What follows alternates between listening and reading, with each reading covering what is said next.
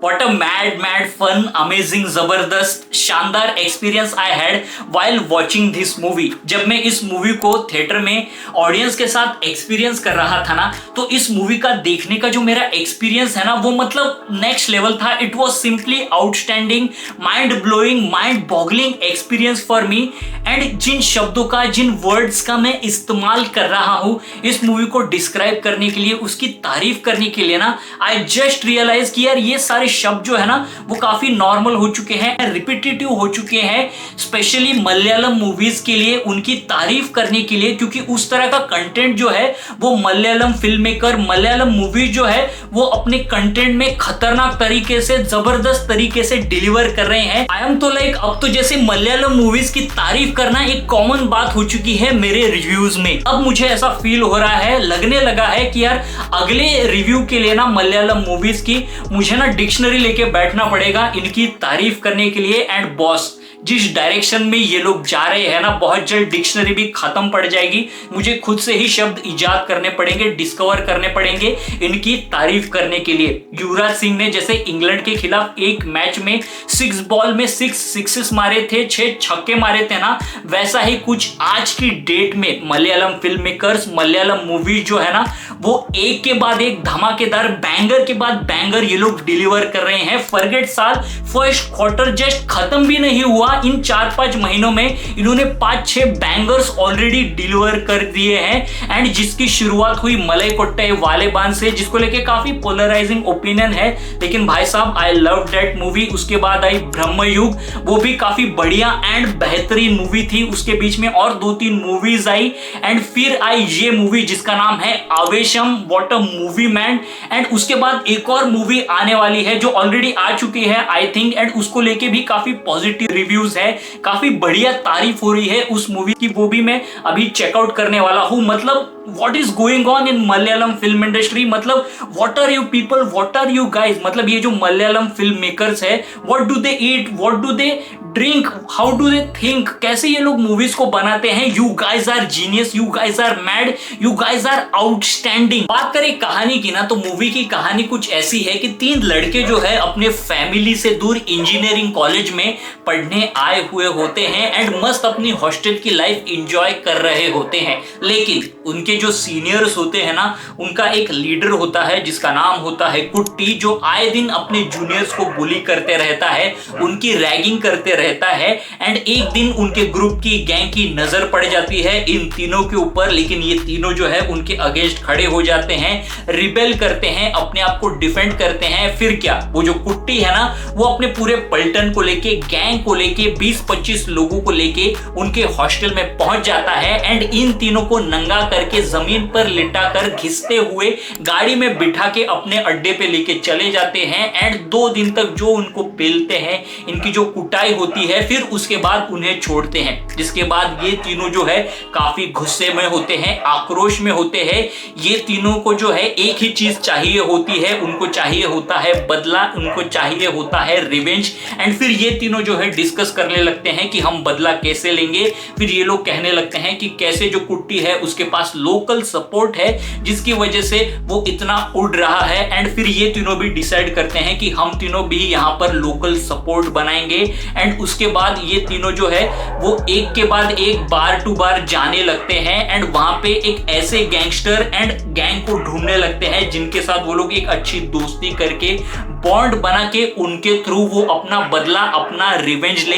And इसी search के दौरान, तलाश के दौरान उनकी मुलाकात होती है फाफा के कैरेक्टर से, जिसका नाम है रंगा, जो कि एक टॉप लेवल का गैंगस्टर होता है, जो कि काफी फनी, एंटरटेनिंग एंड उसके साथ साथ डेंजरस एंड खतरनाक होता है। एंड फिर उनसे मुलाकात होने के बाद, दोस्ती होने के बाद कहानी कैसे अनफोल्ड होती है, क्या ये तीनों मिलके इनके थ्रू बदला ले पाते हैं, नहीं ले पाते हैं, इन सारे सवालों के जवाब जानने के लिए आपको ये मूवी चेकआउट करनी पड़ेगी, जिसका नाम है Aavesham. This movie is through and through of Fahadh Faasil, यानी कि Fafa as Ranga. He has killed it literally and figuratively, literally as the character and figuratively through his performance. He will captivate you you, he will engage you throughout the movie, he will hold you, the audience, by the pulse and by the collar, he will make you smile, he will make you laugh, he will give a smile on your face and will entertain you, he will also make you emotional, he will make you sad, he will make you cry. In some scenes you will be terrified, you will be petrified, you will be afraid of his character कि भाई अब ये क्या करेगा, क्या ये उस character को मार देगा या उसे छोड़ देगा, एक टेंशन जो है ना बिल्ड होगा। एंड फिर जब कुछ एक्शन सीक्वेंसेस आएंगे ना तो उसके लिए आप काफी पंप्ड रहोगे, you will feel the adrenaline rushing pump in your body, you will feel the energy जब कुछ एक्शन सीक्वेंसेस आएंगे। And all this up and down of the emotion without missing a single beat, Fafa has played the character. एक और actor है जिनका मैं नाम लेना चाहूंगा, उनका नाम है सजिन गोपू जी एज अंबान। मतलब he has done some amazing performance in this movie.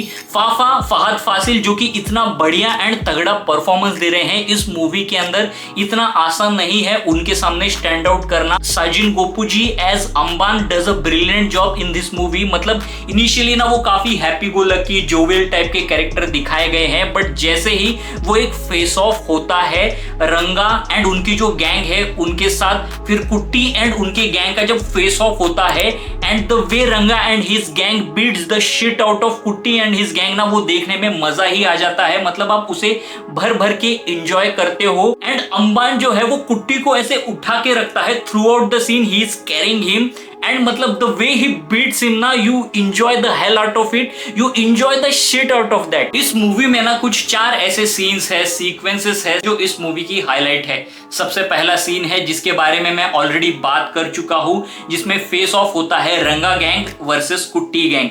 दूसरा सीन है जहां पे रंगा गैंग जो है वो सब लोग मिलकर डम शिराज खेल रहे होते हैं। इनिशियली सब फन एंड गेम्स में चल रहा होता है, रंगा भी जब आते हैं, उनकी जब टर्न आती है तब भी लाइट हार्टेड वे में मस्ती मजाक चल रहा होता है। लेकिन जब उनके क्लूज को सामने वाली टीम गेस नहीं कर पा रही होती है ना, तो उनकी आंखों में जो एक एंगर है, रेज है, वो धीरे धीरे कैसे बिल्ड होने लगता है। मतलब वो जो पूरा एक टेंशन जो बिल्ड होता है, एक टेंशन का माहौल जो क्रिएट होता है ना, my God, I was literally biting my nails. And theatre में भी सब लोग शांत थे, पूरा थिएटर जो है एकदम शांत हो गया था।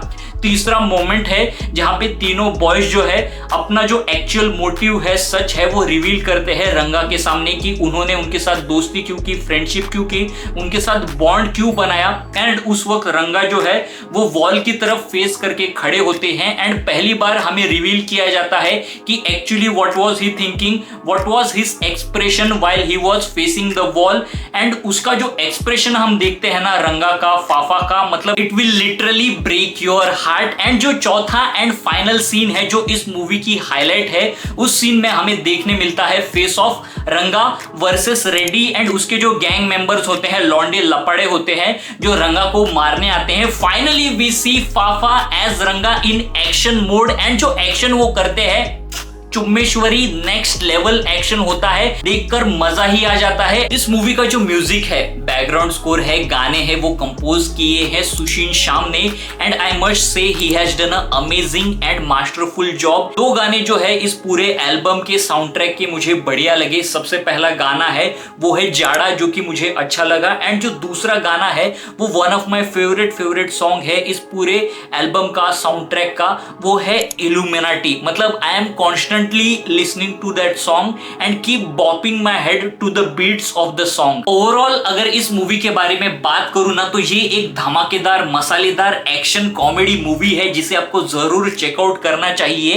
एंड थिएटर में जाने से पहले अपने मोबाइल को स्विच ऑफ कर लेना एंड उसके बाद फिर मैं ये आपको गारंटी देकर कह सकता हूं कि 2 घंटा 30 मिनट के लिए आप इस मूवी को ना ऐसे इंजॉय करोगे, ऐसे एंटरटेन हो जाओगे कि आपके लाइफ के जितने भी प्रॉब्लम्स है, परेशानियां हैं, इश्यूज है, वरीज है, उन सबको भूल जाओगे। मूवी देखकर जब आप बाहर निकलोगे ना तब ये चीज रियलाइज करोगे, इतनी बढ़िया एंड शानदार ये मूवी है। तो गाइस बस आज के वीडियो के लिए इतना ही। इस मूवी को लेके आपके क्या थॉट्स है, आपके क्या विचार है, मूवी देखने के बाद आपको ये मूवी कैसे लगी मुझे नीचे कमेंट करके जरूर बताइए।